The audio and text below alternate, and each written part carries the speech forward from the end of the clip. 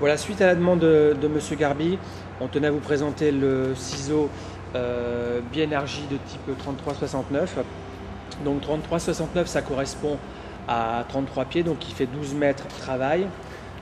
69, c'est 69 inches, la largeur de la machine, 1,75 m de large.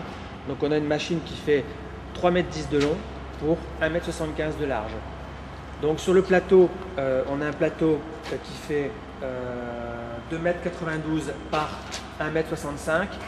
Et on a une extension plateau qui fait 91 cm supplémentaires et qui autorise une charge différente du plateau, à savoir une charge maxi de 120 kg. Sur un nacelle plateau extension repliée, on a une charge de 450 kg. La particularité de cette machine, c'est qu'elle fonctionne à la fois en électrique, à la fois en diesel, et qu'elle a des stabilisateurs, ce qui permet de rattraper des différences de niveau lorsqu'on est sur des chantiers accidentés. Donc là, on voit les 4 stabilisateurs, donc des commandes indépendantes sur les 4 stabilisateurs.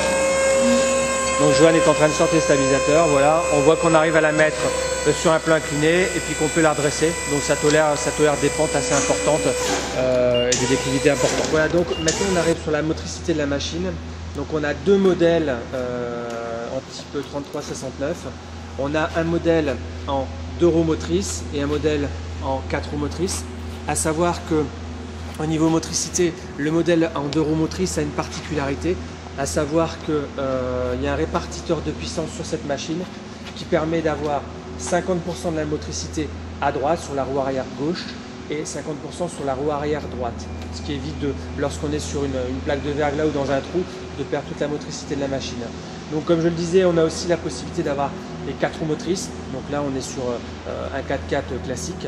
Donc sur cette machine, on a 2 blocs de batterie. Donc un bloc qui se trouve de ce côté-ci et exactement la même chose de l'autre côté, qui permet d'avoir une autonomie de 13 heures en fonctionnement. Et on a la possibilité de recharger la machine avec le petit moteur thermique qui se trouve à l'avant et qui fonctionne au gasoil. Donc au niveau de l'autonomie, on parlait du bloc de batterie. Bloc de batterie qui se recharge par un chargeur de batterie classique avec sa prise 220 volts ici.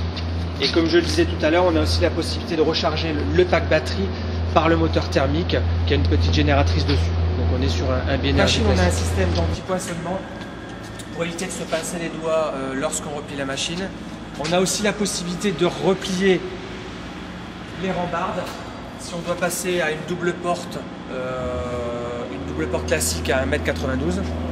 Donc on va vous présenter le boîtier de commande. Donc on a le boîtier de commande au sol avec l'arrêt d'urgence, le sélecteur à clé, commande basse, commande haute, le mouvement de montée, le mouvement de descente et le démarrage du moteur. On a exactement les mêmes fonctions sur le boîtier de commande haut, donc avec le sélecteur des 4 stabilisateurs, les 2 stabilisateurs avant, les 2 stabilisateurs arrière, le démarrage du moteur ou le fonctionnement en électrique. On a un indicateur de charge qui nous donne un état des lieux de la charge de batterie, donc qui nous permet de savoir quand est-ce qu'on doit les recharger avec le chargeur ou avec le moteur thermique. Et après, bon, on a les fonctions classiques, hein, le sélecteur de translation et le sélecteur de montée-descente. Et le sélecteur de petite et grande vitesse, arrêt d'urgence classique. Donc ça, c'est le boîtier de commande haut qui permet d'être bougé dans le poste de commande avec une longueur de 1,50 m. Donc qui permet d'avoir le boîtier de commande soit à l'avant, soit à l'arrière de la machine. Okay.